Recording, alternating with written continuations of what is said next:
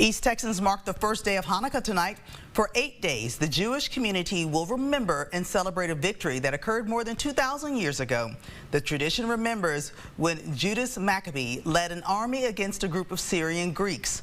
Traditions include eating fried food, playing dreidel, and lighting candles on a menorah. There are 8 candles, one for each day the oil burned while they rededicated their temple for worship. The holiday is also known as the Festival of Lights to symbolize light over darkness and freedom.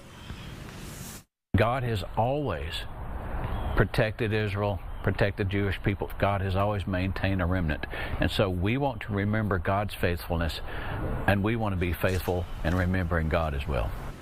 Today, 2 candles were lit.